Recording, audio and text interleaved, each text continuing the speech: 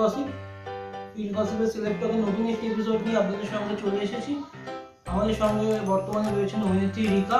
তিনি অনেকগুলো কাজ করেছেন ইতিমধ্যে, ছোট পর্দা বড় পর্দায় অনেক কাজ করেছেন। বর্তমানে তিনি সপ্তর্ষ বসুর ডক্টর বক্সিতে বিশেষ চরিত্রে রয়েছেন। তো তার কাছ থেকেই তার অভিনয় জার্নি নিয়ে অনেক কিছু জানবো এবং আপনাদেরকে জানাবো।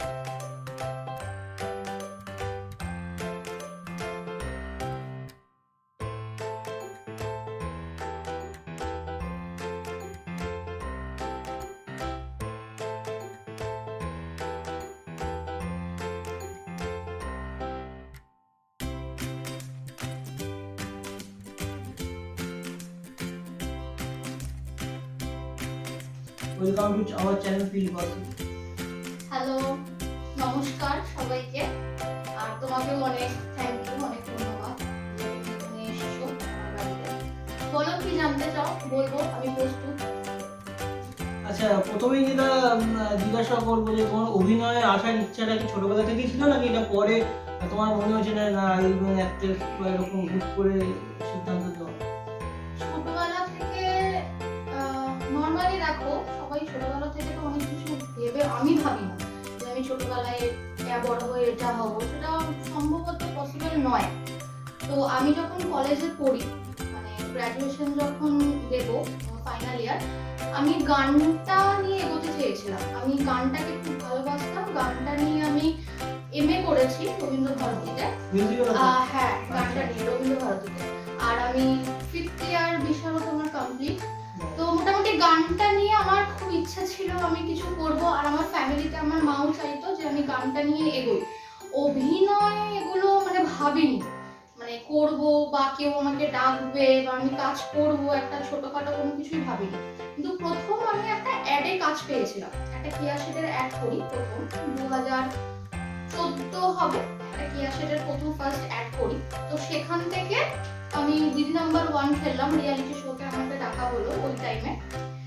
তারপর 2016-তে আমাকে হঠাৎ করে একটা অফার আসে যে এসবিএফ এই মা দুর্গা একটা সিরিয়ালের জন্য, যেখানে আমাকে প্রথমে অডিশনে ডাকা হয়েছিল। একটা চরিত্র ছিল সুমিত্রার রামায়ণ গল্পে। অডিশনটা যখন আমাকে ডাকা হয়েছিল তখন আমার সিলেকশন হয়নি, কারণ আমার ফেসটা ম্যাচ করেনি। ওটা যে ক্যারেক্টার ছিল সুমিত্রা, ওটা একটু এজটা একটু বেশি ছিল, তো আমি একটু বেশি বাচ্চা ওই সময় হয়ে গেছিলাম। তো আমি ধরুন চলো, তখন আমার কোনো আফসোসও সেরকম হয়নি যে হলো না। আমি অ্যাকচুয়ালি ভাবিনি যে আমি পাবো বা করবো। তারপর কিছুদিন পর আমার কাছে ফোন আসলো, আমাকে বললো যে তুমি সিলেক্টেড, বাট তোমার ক্যারেক্টারটা এই ক্যারেক্টার, মানে সীতার বোনের চরিত্র, সুতকৃতি, তোমার শত্রুঘ্নের বউ, এরকম একটা চরিত্র ছিল রামায়ণ গল্পে। তো আমি বললাম হ্যাঁ করবো, আচ্ছা করবো। তো তুমি পরের দিন থেকে ফ্রি আছো, তুমি টানা কোনো কাজ নেই তো, এটা এরকম চলবে ট্র্যাকটা, হ্যাঁ চলো করবো। তো তখনই আমার প্রথম কাজ 2016 জুন জুলাই থেকে স্টার্ট করি আমি। তারপর থেকে পরপর যেরকম সিরিয়াল আসলো, একটা আমি মিউজিক অ্যালবাম করলাম, মিউজিক্যাল শর্ট, যেটা কোন অপরাধে, যেটা বেরিয়ে গেছে, পবিত্র দাসের ছিল। তারপর ওইটা 1 বছর হয়ে গেছে, ওটা 1 বছর হয়ে গেছে। আর আমি একটা শর্ট ফিল্ম করেছিলাম। আর সিরিয়ালও এসবিএফ আর সুরিন্দারই মোটামুটি আমার ঘোরাফেরাটা, মানে জার্নিটা আমি এই দুটো চলেছে। হ্যাঁ, এসবিএফ এ প্রথম কাজ, তারপর এসবিএফ এ পরপর কাজ করলাম, সুরিন্দারই করেছি। আর লাস্ট আমি জয় বাবা লোকনাথটা করেছি, যেটা মোটামুটি 1-1.5 বছর আগের কথা। আর রিসেন্ট কোভিড সিচুয়েশনের জন্য আমি একটু শারীরিক দিক থেকে অসুস্থ ছিলাম, যার জন্য আমার অনেকটা গ্যাপ গেছিল। আবার কাজটা শুরু করছি, ভালোবাসি, ছেড়ে থাকতে পারবো না, মনটা টানে যে না আমি পারবো না ছেড়ে থাকতে, পসিবল না। এখন এতটাই ভালোবেসে ফেলেছি কাজটাকে যে গানের সাথে সাথে আমি কাজটাও এখন করতে চাইছি, করছি। রিসেন্ট আমার একটা মুভিতে আমি কাজ করেছি, ডিরেক্টর সপ্তর্ষ বাসু, ডক্টর বক্সি, যেখানে চরিত্র অত কিছু আমি বলছি না, কারণ মুভিটা এখনো রিলিজ হয়নি। হোক, ট্রেলারটা টিজারটা বেরিয়েছে, পরমদা আছে, শুভশ্রীদি আছে, বনি আছে, আরো অনেক অভিনেত্রী অভিনেতা অনেকেই আছে, সবাই দেখবে তোমরা। আশা করছি খুব ভালো লাগবে মুভিটা, এত ভালো ডিরেক্টরের মুভি। ভীষণই লাকিলি আমি মানে আমার উপর ভরসা করে আমি কাজটা সে আমাকে দিয়েছে। রক্তাশ্বর এই মুভিতে সুযোগটা কি করে আছে, মানে কোনো অডিশন দিতে হয়েছিল নাকি তোমার সাথে কন্ট্যাক্ট করা হয়, যেহেতু তুমি অনেকগুলো মেগাতে কাজ করো সেইভাবে না কি করে সুযোগটা আছে সেটা আমি একটু বলো। হ্যাঁ, তুমি যেটা সেকেন্ড বললে সেটাই, মানে এটাই একটা অডিশন হয়নি, আচ্ছা মানে ওই কাজ করেছি তারপরে। আর এই সপ্তশয্যার এই মুভির আগে আমি 2-3টে মুভিতে করেছি কাজ। রাজ মুখার্জি করেছি, রাজদার করেছি, হলো অ্যান্টনিদার একটা ছোট মুভি বেরিয়েছিল পাপ্পুর বিয়ে, যেটা রিলিজ হয়ে গেছে, ওইখানে আমি একটা কাজ করেছি, একটা কমেডি চরিত্র ছিল ওখানে আমার, ওটা করেছি। আর তারপরে আরেকটা মুভিতে করেছি, আরেকটা রিসেন্ট, এটা আমি করলাম, এটা পেলাম। মুভির মধ্যে বড় প্রজেক্ট যদি বলা হয় সেটা তো তোমার ডক্টর বক্সি, কারণ এখানে এত স্টারকাস্টদের সঙ্গে তুমি কাজ করো। এটা তো অবশ্যই, এখানে স্টারকাস্ট বেশি আছে, শুভশ্রীদি আছে, বনি আছে, পরমব্রতদা আছে। আচ্ছা এখানে মানে মুভির যেহেতু ডক্টর বক্সির কথা বলছো, তো মানে ডক্টর বক্সিতে কাজ করার এক্সপিরিয়েন্সটা কেমন, যেহেতু তুমি ছোট পর্দায় অনেক স্টারদের সঙ্গে কাজ করেছো, কিন্তু বড় পর্দায় তুমি এই প্রজেক্টে যেটা করছো এখানে যে স্টারগুলো রয়েছে মানে তাদের একটা পশ্চিমবঙ্গ বা ইন্ডিয়ার বাইরে বাংলাদেশেও তাদের বা অন্যান্য জায়গাতেও তাদের একটা বড় ফ্যান বেস আছে, তো এই প্রজেক্টের এক্সপিরিয়েন্সটা কেমন? এক্সপিরিয়েন্স তো খুব ভালো, কারণ এই প্রজেক্টটা যখন আমি প্রথম করতে যাই তখন প্রথমে চরিত্রটা একটু অন্য ধরনের। আমি ফার্স্টে বললাম আমি চরিত্রের ব্যাপারে তো কিছু বলতে পারছি না এখন, হ্যাঁ এবার যখন ওইটা বলতে পারছি না তখন অনেক কিছু কথা আমার আটকে যাচ্ছে এখানে। তো আমার খুব ভালো লেগেছে কাজ করে। আর যেহেতু অন্য ধরনের একটা চরিত্র ছিল, আমি আগে যে মুভিতে কাজ করেছি বা আগে যে ছোট পর্দায় সিরিয়ালে টেলিভিশনে কাজ করেছি, তো সব চরিত্র থেকে এটা একটু অন্যরকম চরিত্র ছিল, একটু অন্যরকম ছিল, মানে আমি যেরকম এখন তার থেকে আলাদা রকম চরিত্র। যাই হোক, তো আমার খুব ভালো এক্সপিরিয়েন্স গেছে। আর যেহেতু ডিরেক্টর খুবই ভালো এবং ডিরেক্টোরিয়াল টিম খুব ভালো, প্রত্যেকে আর এত ভালো কো অ্যাক্টর যে আমার সাথে ছিল, অর্ণব দা, তিনি ভীষণ ভালো, তার সাথে কাজ করে আমার খুব ভালো লেগেছে। আর যেটা হয় আর কি, দেখো আমরা যখন কাজ করি আমাদের সঙ্গে কো অ্যাক্টর কো অ্যাক্ট্রেসের খুব একটা বড় ভূমিকা থাকে, একদম। হ্যাঁ, তো এই ব্যাপারগুলো মানে একটু মনে হয়নি যে আমি অনেক বড় বড় কারোর সাথে কাজ করছি, বক্স আর্টিস্ট বা কোনো, আমার মনে হয়েছে যে না আমি আমার কোনো ব্যাপার না, খুব ফ্রেন্ডলি আমি কাজটা করতে পেরেছি। আর এত ভালো গ্রুপ ছিল, টেকনিশিয়ানের প্রত্যেকের দাদা দিদিরা ভীষণ ভালো ছিল, পুরো নিজের ফ্যামিলি ওরিয়েন্টেড ফ্যামিলির মতো করে কাজ করেছি। বনি শুভশ্রী এদের সাথে কি সেটে কথাবার্তা কিছু হয়েছিল? শুভশ্রীর সাথে এমনি কথা যেরকম হয় ওরকম টুকটাক, সেটা তো নর্মাল, এগুলো তো হ্যাঁ এই ছোটখাটো। তুমি তো ছোট পর্দায় অনেকগুলো প্রজেক্ট করছো, এখন বড় পর্দায় কাজ করছো, আগামী দিনে কি ছোট পর্দায় কোনো কাজ আসছে বা ছোট পর্দায় কাজ করার প্ল্যান আছে নাকি বড় পর্দাতেই তুমি শিফট হয়ে যেতে? টেলিভিশনে হাত ধরে আমি প্রথম কাজ শুরু করেছি, টেলিভিশনটা মন থেকে আমি কোনোদিনও ছাড়বো না, চেষ্টা করে যাবো টেলিভিশনেই কাজ করার। বড় পর্দার সুযোগ এখন এসছে, ইন ফিউচার আসবে কি আসবে না সেটা দেখা যাবে। টেলিভিশনটা আমি ছাড়তে চাই না। আমি সামনে কিছু আমার কোভিড সিচুয়েশনের জন্য এবার আমি একটু শারীরিক দিক থেকে অসুস্থ ছিলাম বলে আমার একটু গ্যাপিংটা পড়েছিল, কিন্তু টেলিভিশনের সাথে আবার আমার যোগাযোগ হয়েছে, কাজের কথা চলছে, হয়তো শুরুও হতে পারে। কাজটা করতে চাই, টেলিভিশন ছাড়তে চাই না। আর তুমি মিউজিকের কথা শুরু থেকে বলছিলে যে তুমি ছোটবেলা থেকে মিউজিক খুব ভালোবাসতে এবং মিউজিকটাকে কেরিয়ার হিসেবে নিতে মানে চেয়েছিলে এবং মিউজিকে তুমি একটু মাস্টার্স করছো, তো মিউজিকে কি মানে প্রফেশনালি মিউজিকের উপর জোর দেওয়া হয় বা সেই টাইমটা কি পাও? রিসেন্ট টাইম পেয়েছি, প্র্যাকটিসও করেছি, আমার বাড়িতে হারমোনিয়াম তবলা সবই রয়েছে, তবলাও বাজাতে আসে মাঝে মাঝে একটা দাদা, প্র্যাকটিস করেছি, করি, হয়তো রেগুলার বেসিসে সকালে বসা হয় হয় না রেওয়াজটা, কিন্তু 2 দিন অন্তর অন্তর হলেও যখন ইচ্ছা হয় তখনই বসি। আর মন খুব ভালো থাকে, আর যখন আমি বসি 2-3 ঘন্টা কি করে কেটে যায় আমি নিজেও জানি না কিভাবে কেটে যায়। তো ইউটিলাইজ করি আমার, মানে আমি গানটা দেখো এমনই জিনিস যেটা কখনো মানে ছাড়ার ব্যাপার বা এটা আমি লাইফ থেকে আমার আলাদা হয়ে যাবে গান মানে কোনোদিনও গান হবে একটা না। মনটা তো সঙ্গীত, হ্যাঁ, সঙ্গীত একটা মনটাকে খুব ভালো করে দেয়, ভালো করে দুঃখ দেয়। ভুলিয়ে দেয় অনেক কিছু। আর সঙ্গীত হলো একটা সাধনা, যেটা যতদিন আমি করতে পারবো ততদিন তো আমি এটা চালিয়ে যেতে চাই গানটা। আর গানের প্রোগ্রামও আমি করি, মানে কিছু কিছু গানের প্রোগ্রামও করি, আর ইন ফিউচার শোতেও করার ইচ্ছা আছে। শো কি করেছো নাকি? হ্যাঁ, শো করেছি মালদাতে করেছি, তারপরে তোমার উত্তরপাড়ায় করেছি, কিছু কিছু শো করেছি, আর আমাদের এখানে কলকাতার কাছাকাছিও করেছি। তো গানটা ভালো লাগে, সবাই ভালোবাসে, চাই, আমার মাও চায়, আমার ফ্যামিলি সবাই চায় যে গানটা নিয়ে এবার করতে একটু এগোই। তো তোমার কি ধরনের, মানে তুমি কি ধরনের গান করো বা কোন জনরার গান তুমি পছন্দ করো বা তোমার ভালো লাগে? আমি গান স্টার্টিং যেগুলো আমি দেখো ক্লাসিক্যাল বেসটা বেশি করেছি আমি। আচ্ছা, ক্লাসিক্যালে যতটুকু যা জানি, রাগ থেকে শুরু করে পিয়ারে যা যা আমি শিখেছি অনেকগুলো 10-12টা কি 15টা হবে, 10-15টা আমি রাগ জানি। আর রবীন্দ্রভারতীতে যখন পড়ি তখন ওটা আমি পার্টিকুলারলি রবীন্দ্রসঙ্গীত নিয়ে করেছিলাম। হ্যাঁ, তো ওইখানে তো আলাদা আলাদা ভাগ থাকে, তো আমি ওখানে রবীন্দ্রসঙ্গীতটা নিয়ে করেছিলাম। আর জটিলেশ্বর মুখোপাধ্যায়, তারপরে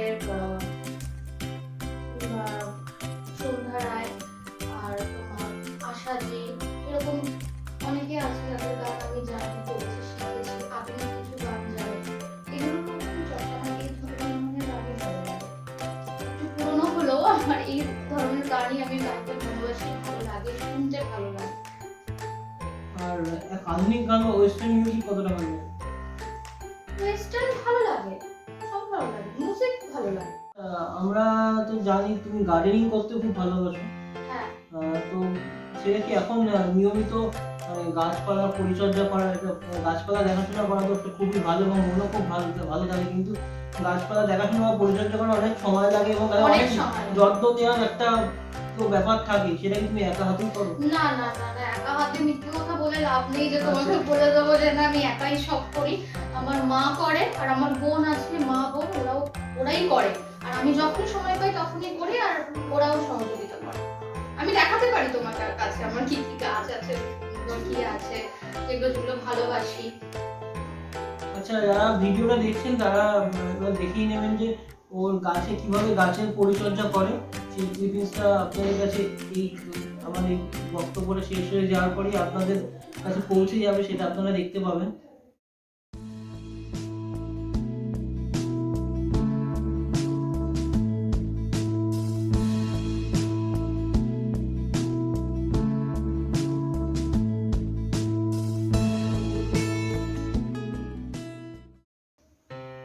আমরা তো দেখলাম এত সুন্দর সুন্দর গাছ তোমার, এবং তুমি এত সুন্দর করে গাছের পরিচর্যা করো, সত্যি খুব ভালো জিনিস। মানে গাছের থেকে তো ভালো, গাছকে ভালোবাসলে তারাও তোমাকে মানে আমাদের ভালোবাসবে, এরকম একটা ব্যাপার। মনও খুব ভালো থাকে এবং আমারও খুব ভালো লাগলো যে তুমি এতটা মানে গাছের প্রতিও যত্ন দাও। কারণ তোমাদের যেটা হয় আর কি, একটা বিজি শিডিউল থাকে, হেক্টিক শিডিউল থাকে, তার মধ্যে থেকে সব কিছু সময় বার করা।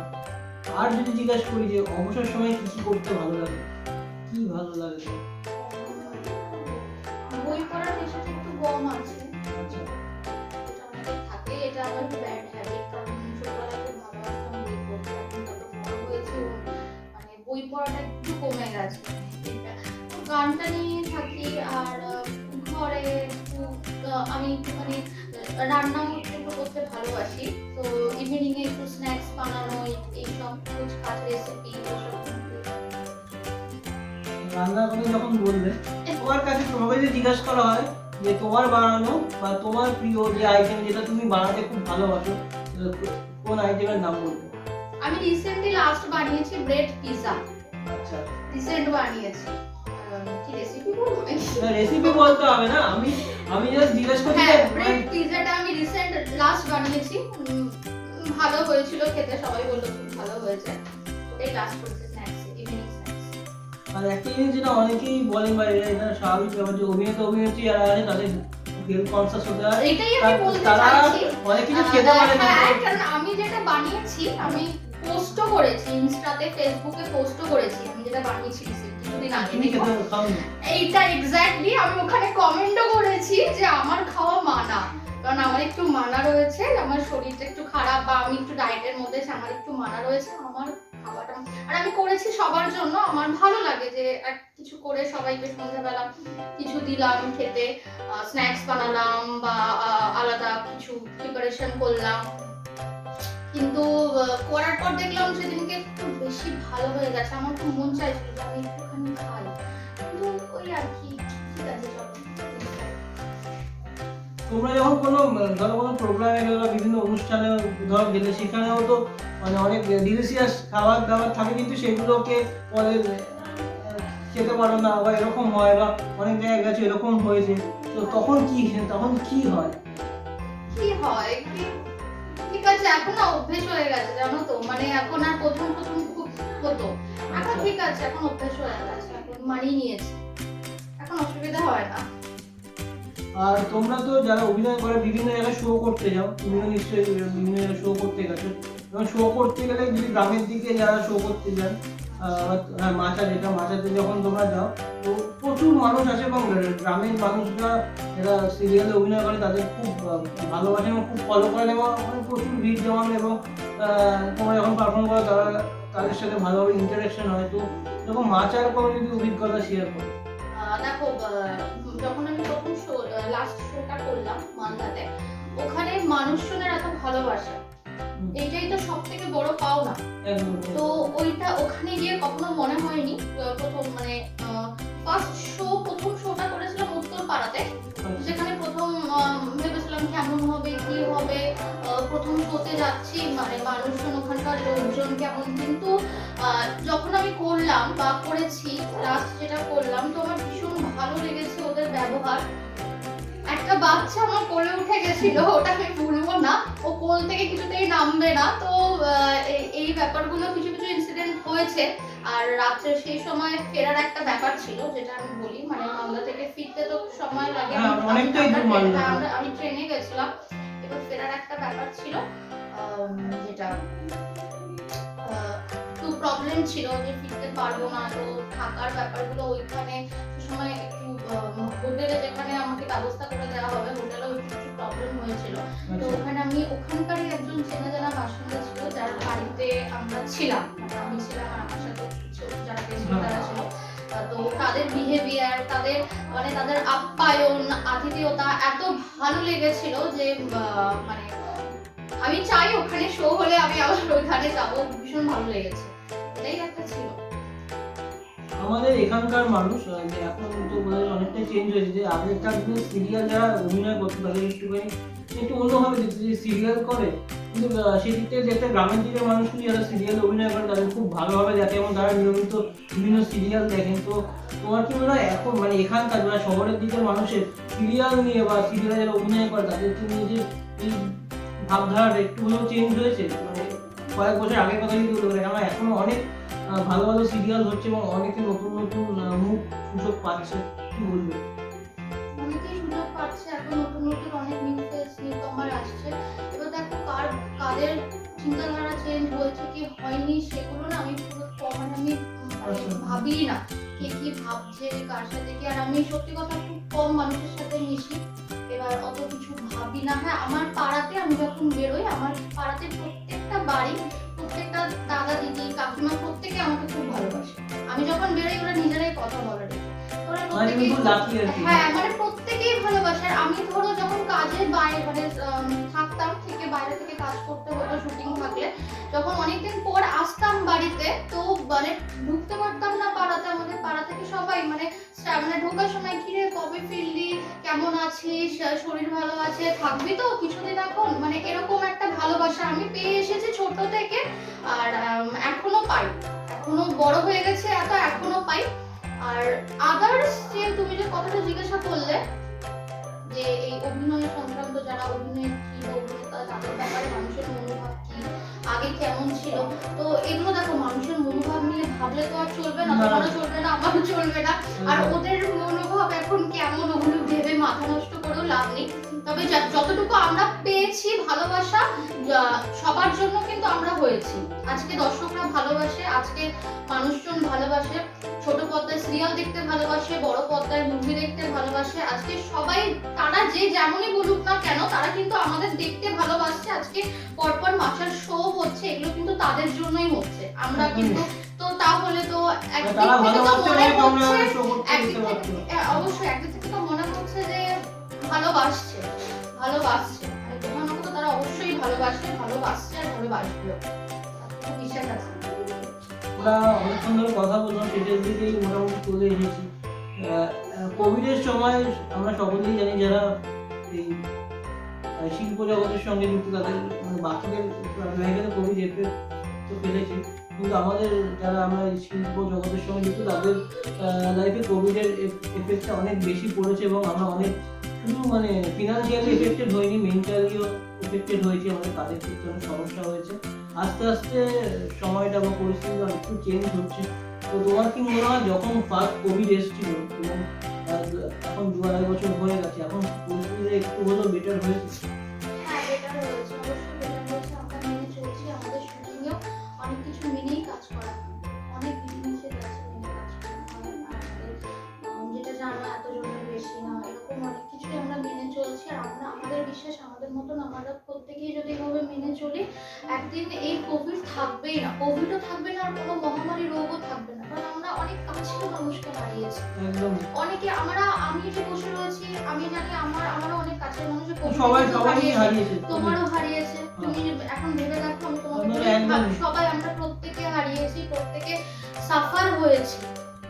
তো আমরা চাই, মানে আমি চাই আর আমি প্রত্যেকের কাছে এটাই রিকোয়েস্ট, আপনারা স্যানিটাইজার ইউজ করবেন, সব মাস্ক সবসময় ব্যবহার করবেন, এখানে ঝুলিয়ে রাখবেন না বা হাতে করে রেখে দেবেন না, ইউজ করবেন, ব্যবহার করবেন। আর সুস্থ থাকবেন, সাবধানে থাকবেন। আর এই কোভিড আর আরো কোনো রোগ আমাদেরকে ছুঁতে পারবে না।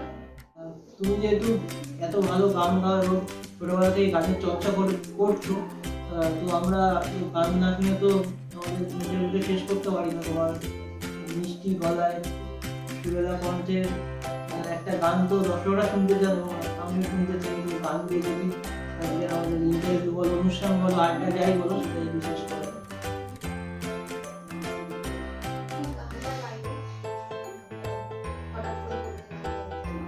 রবীন্দ্রসঙ্গীত গাইতে পারো, আবার যেরকম কোনো গান যেটা একটুখানি মন ভালো করে দেবে, সেটা যে কোনো গান হতে পারে, ইংলিশ হতে পারে, হিন্দি হতে পারে, বাংলা, যা খুশি। একদম একদম সকলেরই প্রিয় গান। ওরে ছেড়ে দিলে সোনার গো আর পাবো না, আর পাবো না, তোমায় হৃদ মাঝারে রাখিব, ছেড়ে দিব না, তোমায় হৃদ মাঝারে রাখিব, ছেড়ে দিব না। ওরে ছেড়ে দিলে সোনার গোর আর পাবো না, খেপা ছেড়ে দিলে সোনার গোর আর পাবো না, না না ছেড়ে দিব না, তোমায় হৃদ মাঝারে রাখিব, ছেড়ে দিব না, তোমায় হৃদয় মাঝে রাখিব, ছেড়ে দিব না। ভুবন মোহন গোরা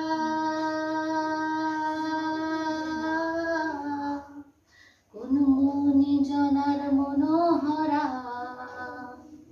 ভুবন মোহন গোরা কোন মনি জনার মনোহরা, মনি জনার মনোহরা, ওরে রাধার প্রেমে মাতোয়ারা, জাদ গৌর আমার রাধার প্রেমে মাতোয়ারা, ধুলায় যায় ভাই গড়াগড়ি, যেতে চাইলে যেতে দেব না, না না ছেড়ে দেব না, তোমায় হৃদ মাঝারে রাখিব, ছেড়ে দিব না, তোমায় হৃদয় মাঝে রাখিব, ছেড়ে দিব না।